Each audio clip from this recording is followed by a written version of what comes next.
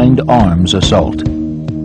At 2 p.m., just as Egypt attacked the Suez, 5 Syrian divisions, armed with some 900 T-62 and T-55 tanks, swarmed toward the Purple Line. They faced just 2 Israeli brigades that were stretched across the length of the front, armed with less than 150 tanks. The southern Golan was defended by the men of the Barak Brigade, a unit that was almost completely wiped out on the first day of battle. Israel's elite 7th Armored Brigade held the north. The 77th Battalion of 7th Armored was commanded by then Lieutenant Colonel Avigdor Kahalani. Kahalani and his 24 tanks bore the brunt of the attack on the northern Golan, in the area now called the Valley of Tears. We saw them arrive from the east, crossing the border, crossing the anti-tank ditches, and crossing the minefield. We saw the lights, the infrared lights, and they crossed the border and they arrived very close to our tanks. They used the night very well. In the south of the Golan Heights, they captured, after 24 hours, most of the Golan Heights. The brigade that we had over there, they couldn't stop them and they captured all the area. In my area, I've decided to shoot all over the night, just the direction to the east, to give them the feeling that we are there and we know they are coming, but we couldn't really hit their tanks. It's all over the first night. We just play with them, we couldn't hit them. We waited the entire night in ambush, after we fought all day. At night we stayed awake, and we just waited and waited to see where the shots would come from, and waited to see where the flashes were coming from so we could find our mortars. Suddenly the tanks in our platoon were attacked by their bazookas. In southern Golan, the survivors of the Barak Brigade fought a doomed battle against 3 Syrian divisions. A brigade raced to their rescue, led by then Colonel Ori Or. The first and the second days of the Yom Kippur War were the most difficult days of my life. I needed more time, because if I had more time, it would be another platoon, another company, another tank to accumulate forces for defense. That heavy feeling I had on that first day, the second day, that I don't have the sufficient power to face the Syrians. And it came to expression in the most difficult battle I've had. It was the Battle of Nafach. We were surprised because already in Nafach, we saw Syrian tanks right in front of us, firing at us.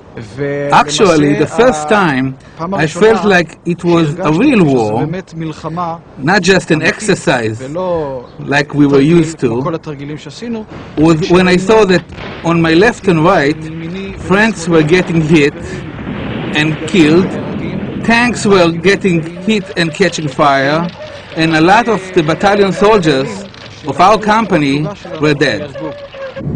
Ori Or split his brigade of 40 tanks into 2, sending a small force to attack head-on, while a larger force snuck up from behind. It was a classic armor maneuver that enabled Or's small force to overpower the Syrians.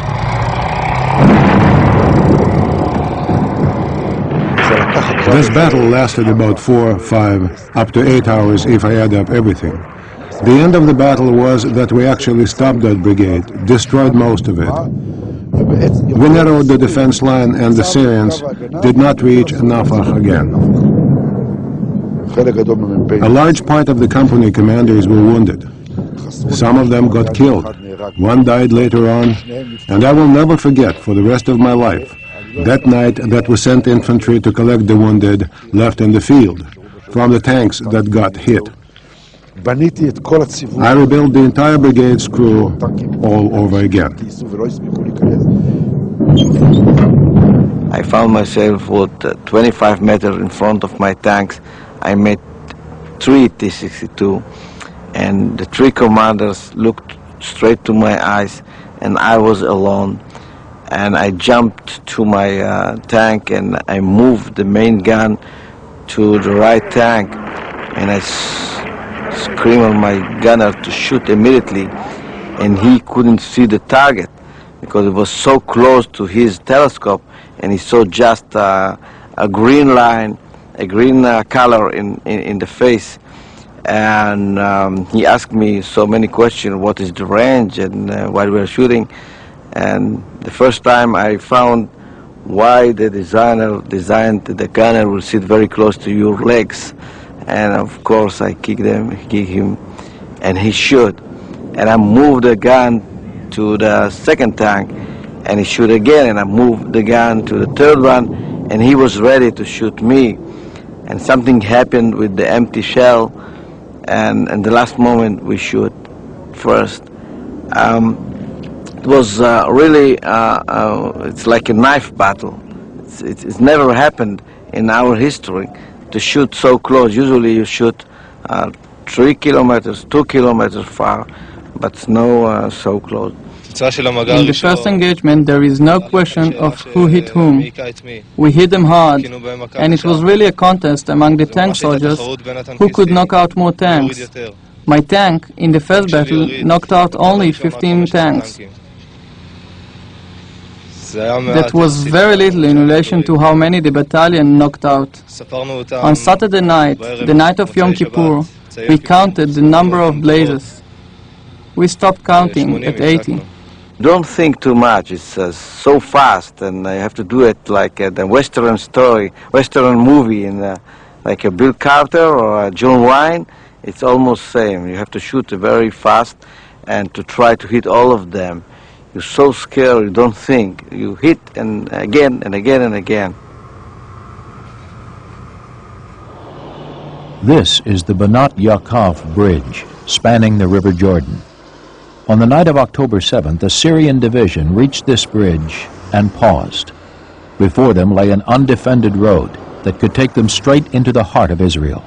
But to the division commander, it looked too good to be true.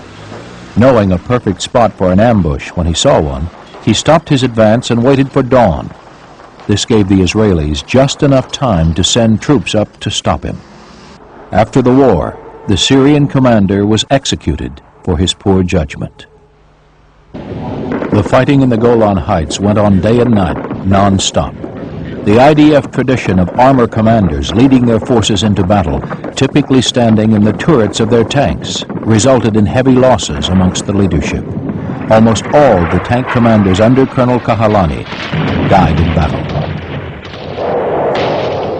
We have a prayer in Jewish prayer in the morning that everybody say that thank you God that you didn't make me a woman. But during the combat, you sometimes want to change the prayer. It means that you prefer not to be there. It's really a bad situation. You can see many of your friends were killed. And from my experience, I can tell you that I didn't try to think about that. I saw them, I saw what happened to them, and I closed my eyes and looked to the enemy to try to identify who is going to kill me now, and I tried to kill him first. I saw on the roadside one of our soldiers lying down, seriously wounded. Then I was in a very serious and difficult dilemma. I was torn between the decision to get out of the tank, take him, turn around with the tank and evacuate him because he was wounded, or to go on with my mission, drive on in order to block, and I remind you, we were in the situation of blocking the Syrians, and then I decided to stop the tank. Behind me were 2 or 3 more tanks, but I stopped the tank, I got out with the canteen, and I gave the fellow some water. He grabbed my hand, grabbed me hard, and yelled in Hebrew, "Hanan, help me, take me away from here, because I'm wounded." He was severely wounded, at least one leg was blown away, and he was bleeding. The fact he called me Hanan increased my dilemma even more, because he knew me. I could not recognize him because he was so badly wounded. Eventually, I forcefully broke myself off from him, from his strong hold of my hand. I got on my tank and continued. I continued understanding knowing that I made the right